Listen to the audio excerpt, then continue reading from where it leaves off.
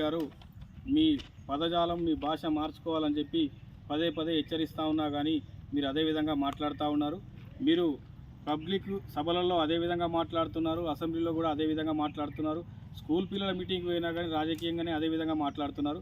మీ పదజాలం మార్చుకోకపోతే రాబోయే రోజుల్లో జరిగే నష్టానికి పూర్తి బాధ్యత మీరే వహించాలని చెప్పి కోరుతా ఉన్నాం.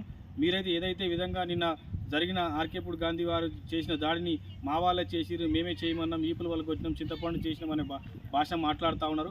మీరు ఒక బాధ్యతావిధమైన పదవిలో ఉండి మీరు ఇంత అసభ్యకరంగా మాట్లాడుతూ ఇది విధంగా రెచ్చగొడుతూనే మీరు మాట్లాడడం, చెప్పకనే చెబుతుంటూ కూడా దాడులు చేయమని చెప్పడం జరుగుతూ ఉన్నది.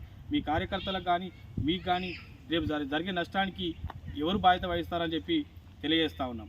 మీరైతే ఏదైతే రెచ్చగొడుతున్నారో ఆ రెచ్చగొట్టే పదజాలం వల్ల గ్రామాలలో కానీ పట్టణాల్లో కానీ శాంతి భద్రతలు దెబ్బతీనంగా విధంగా నడుస్తూ ఉన్నాయి. రేపు తెలంగాణ రాష్ట్రంలో శాంతి భద్రతలు పూర్తిగా లాండర్ కూడా మీ దగ్గరనే ఉంది. మీ దగ్గరనే ఉండి కూడా మీరు ఈ భాష మాట్లాడుతున్నారంటే మీరే చేయమని చెప్పే విధంగా మాట్లాడుతూ ఉన్నారు.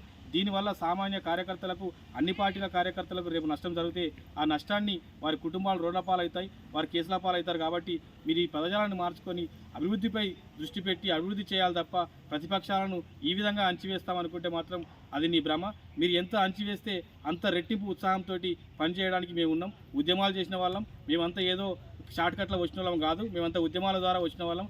మేమంతా ఉద్యమాల ద్వారా హరిశన్న ట్రైనింగ్లో హరిశన్నతోటి సాహసం చేసిన వాళ్ళం. కాబట్టి ఆ భావజాలాలు మామిన ఉంటాయి. శాంతియుత వాతావరణంలో ఏదైనా మాట్లాడతాం రాజకీయంగా తప్ప వ్యక్తిగత దూషణలు మేము ఎప్పుడు కూడా చేయం. కాబట్టి నువ్వు కూడా మార్చుకోవాలి.